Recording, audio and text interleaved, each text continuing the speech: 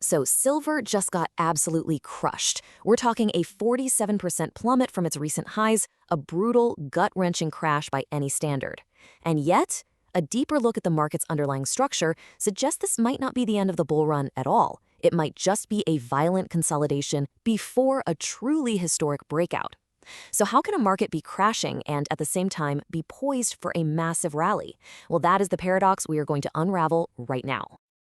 The sheer speed of this drop has shaken the market to its core. And look, the big question on everyone's mind is simple.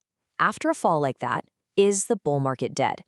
To really answer that, we have to look past the noise, past the day-to-day price swings, and analyze the underlying structure. Are we looking at a true reversal, or is this just a necessary, painful cleansing of speculative excess before the next major move up? Right now there are two competing stories. The mainstream view, the one you're hearing everywhere, is that this was a classic bubble bursting. The party's over. But a more disciplined, structural analysis suggests something very different is at play. It points to a violent but totally necessary consolidation that's just shaking out the weak hands and preparing the market for its next leg up. To figure out which view is correct, we've got to understand the historical context here. To really get a handle on where silver is right now, we need to introduce a key concept, blue sky territory. And this isn't just some catchy phrase. It's a very specific market condition that fundamentally changes the rules of the game. You can think of it like a rocket breaking through the Earth's atmosphere. Suddenly, the old forces of gravity just don't apply in the same way. You see, for decades, silver was trapped. It was stuck in a range with a very clear ceiling of resistance. Every single time the price got near that ceiling, a wave of selling would come in from people who'd bought at previous highs and just wanted to get their money back. But now, that ceiling has been shattered. The market has broken through into new, uncharted territory where those old rules simply don't exist anymore. And this quote just nails the core concept. Resistance is nothing more than the market's memory of past failures and past pain. When a decisive breakout finally erases that memory, the entire dynamic shifts. The forces that used to kill every rally are just gone. And that leaves momentum as the primary driver of price. Look, the significance of this breakout really can't be overstated. This timeline shows that silver spent 45 years trapped in a massive consolidation pattern. Multiple generations of traders watched rallies go to die at the exact same historical resistance levels. So, the breakout in late 2025 wasn't just another rally. It was the end of a multi-decade price containment. So here is the crucial point, the thing you absolutely have to understand. All the previous crashes, they happened because of that overhead resistance. They confirmed its power. This crash, however, happened above that old resistance. It wasn't a failure at a ceiling, it was a shakeout in open air. Its job was to liquidate the leveraged, weak hands and transfer their silver to stronger, long-term holders. In effect, it was building a new, higher floor for the market. Okay, so we've established the structural case for a new bull market. But the next question is silver expensive at these levels? Well, the answer really depends on what you're comparing it to. Against its own price history, yeah, it might seem high. But when you measure it against other financial assets, a very, very different picture emerges. This chart right here gives us a powerful dose of perspective. It shows how many ounces of silver it takes to buy 1 unit of the S&P 500.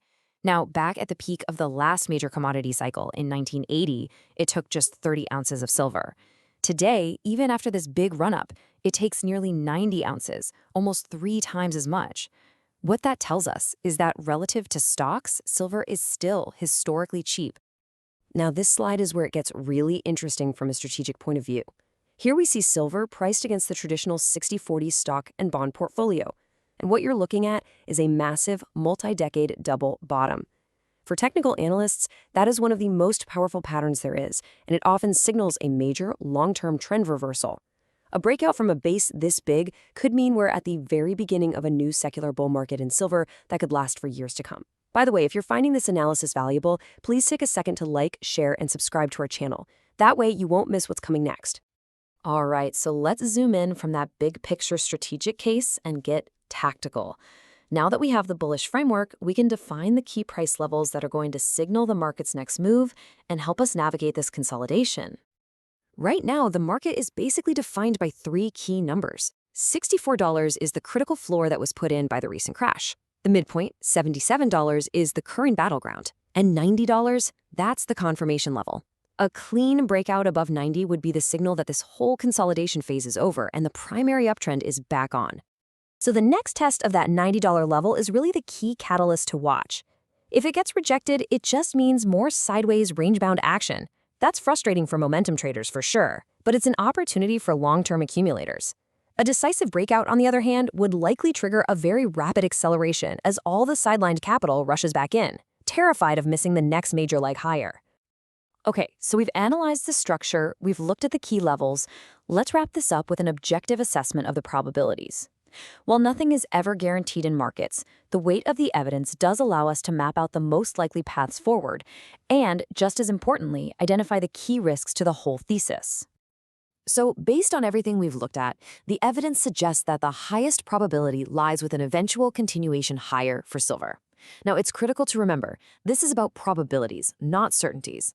An extended period of sideways chop is also a very real possibility, and we can never completely rule out a full reversal. The key is to be prepared for all of these scenarios and to manage your risk accordingly. Any responsible analysis has to clearly define the risks. And for this bullish thesis, there are three big ones. First, a systemic deflationary event. Think another March 2020, where a liquidity crisis forces people to sell everything, including silver. Second, investor fatigue. If this consolidation just drags on and on for months, it could kill the momentum needed for the next leg up. And third, technically speaking, a sustained break below that $64 floor would invalidate the immediate bullish structure and signal a much deeper, longer correction is on the way. And this right here perfectly illustrates the professional mindset required for this kind of environment. That 47% crash, that was extreme volatility. But volatility is not risk, not if the asset's long-term trajectory is still intact. In a market that has just broken a 45-year structure, this kind of volatility should be expected. It is simply the price of admission for being able to participate in a new secular trend. Ultimately, this entire analysis points to a clear probabilistic edge. The recent crash, as brutal as it was, appears to have been a healthy, necessary consolidation within a brand new structural bull market. So the critical question for an investor isn't about trying to guess the exact top or the exact bottom. The real strategic question is, how do you manage a position through all the noise and all the volatility that is absolutely guaranteed to come?